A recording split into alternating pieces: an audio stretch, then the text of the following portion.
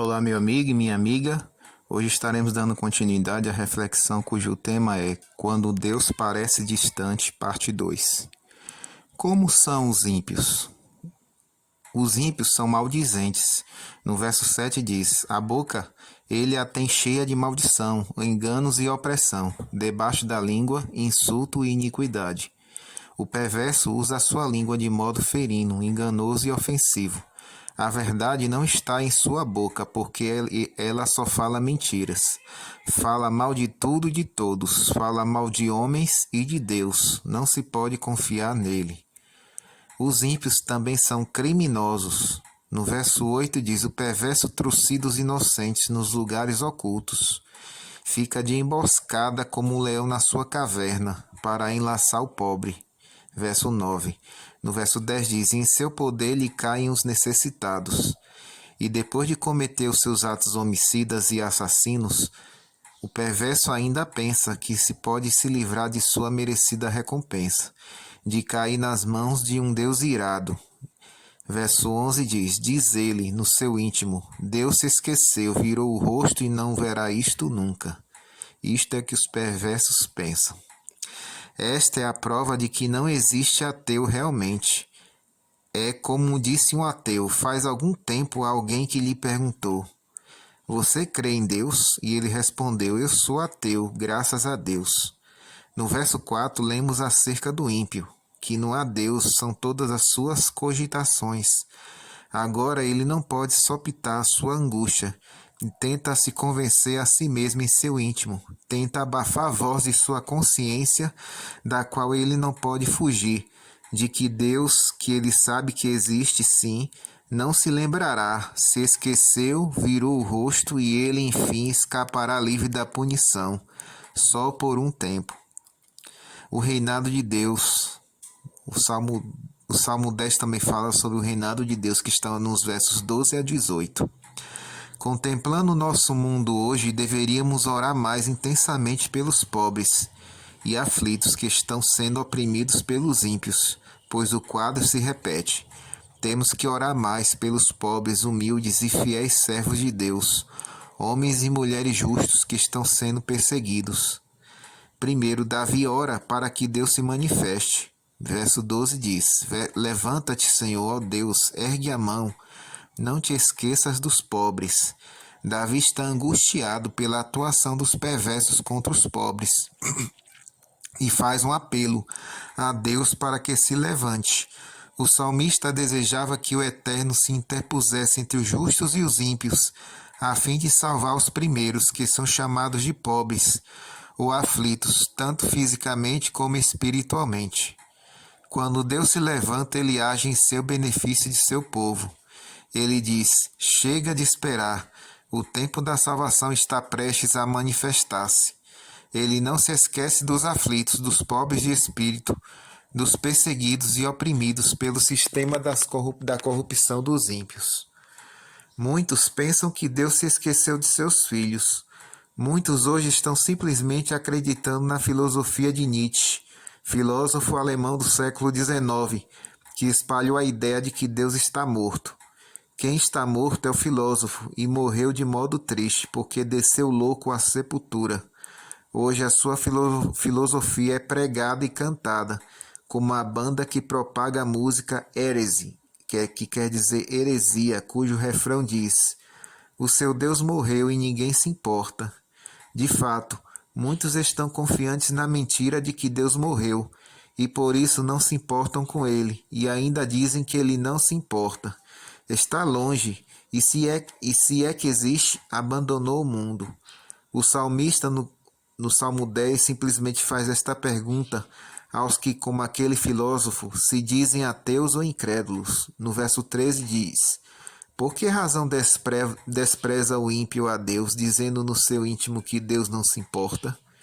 Como poderia Deus permitir que triunfasse a iniquidade sem se importar com isso? Por que razão deveria alguém imaginar que Deus não se levantará para defender o justo e punir ao ímpio? De fato, não há razão para pensar assim, porque Deus já deu abundantes provas de sua atuação na história de todos os povos, em todos os tempos. Davi ora para que Deus reprima as obras do ímpio. Verso 15 diz: quebranta o braço do perverso e do malvado. Esta é uma oração para que os próprios instrumentos da perversidade sejam impedidos, reprimidos. Deus pode quebrar os braços dos opressores e assassinos e impedi-los de agir.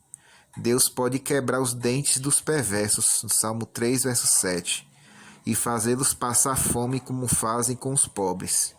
Deus pode cegar os olhos dos ímpios cobiçosos, como ele fez com os habitantes de Sodoma, para que fossem impedidas as suas ações concupiscentes e criminosas. O Salmo torna-se assim um apelo a Deus para que ele intervenha e elimine a impiedade. Davi ora para que julgue os ímpios. No verso 15, o salmista diz: esquadrinha-lhes a maldade, até nada mais achares. Esta é uma oração por justiça. Os justos estão angustiados pela opressão dos ímpios, estão roubados de suas propriedades, sofrendo pela perseguição, padecendo fome e necessidade, e Deus parece muito distante. Aqui está a resposta para a pergunta inicial do verso 1. Aparentemente, Deus se conserva distante, porque Ele está dando um tempo para que os ímpios possam se revelar em sua plenitude de caráter. Mas brevemente virá o julgamento de todos. Os seus atos, pensamentos e palavras serão julgados, esquadrinhados, examinados, testados segundo a reta justiça. O exame será tão minucioso, de acordo com tudo que se encontra registrado nos livros, que nada mais será achado. Nada escapará diante dos olhos perscrutadores do juiz de toda a terra. Os ímpios que agora estão perseguindo, zombando e escarnecendo dos justos e de Deus, responderão pelos seus atos de perversidade.